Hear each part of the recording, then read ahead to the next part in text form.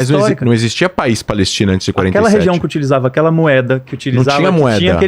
Porque eu tenho em casa uma moeda. Era tudo inglês. O que é aquela moeda? Era um dinário inglês. Tá escrito Palestina. Não, aquela moeda lá era a moeda dos ingleses na região da Palestina. Não era uma moeda do governo palestino. Não era emitido pelo Ministério da Economia Palestina e tinha a Casa da Moeda Palestina. E tá escrito na mesma moeda Aleph Yud, Eretz Israel. Tanto que tá em árabe, em hebraico e inglês. Aquela não era uma moeda de um Estado palestino, como a gente fala hoje, que a autoridade palestina poderia agora, na Cisjordânia, em Ramallah, abrir um banco central e emitir uma moeda palestina. É totalmente diferente. A estrutura que existia naquela época de controle era um governo inglês que tinha uma moeda que era os ingleses colocaram ali, funcionava muito mais o dinar, o pound e o dólar do que uma moeda específica palestina. A bandeira não existia. Existe uma bandeira, existe um hino. Não, hoje existe. Eu tô falando em 1930 não existia.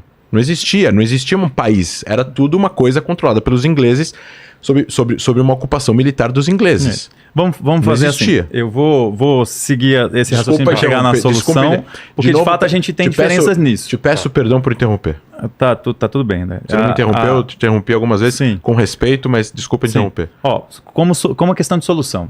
O fim do genocídio é uma bandeira fundamental para qualquer ser humano. As pessoas vão se envergonhar do que está acontecendo há 11 dias, como se envergonham do gueto de Varsóvia, como se envergonham do massacre de Amritsar na Índia, como se envergonham do massacre de Soweto na África do Sul. Então, fim do genocídio. Depois, o fim da ocupação. E aí, se Israel acredita ou não que o povo palestino tem condições de se autodeterminar, ou se vai se prejudicar mais ou não se sair de seu domínio, isso sinceramente é algo que não cabe aos israelenses decidir, mas sim ao povo palestino que luta por sua libertação. Então, fim da ocupação, pelo menos as fronteiras de 1967. E aí, ao chegar nesse processo, avaliar que a situação está estabilizada, é a descolonização da região. Porque a partir do momento que não existe uma ideia de supremacia racial, étnico-racial, de um povo sobre outro, os povos vão passar a coexistir e pensar se o melhor caminho não é ter um Estado plurinacional, se de fato isso não é possível. Agora, enquanto existir uma dinâmica colonial,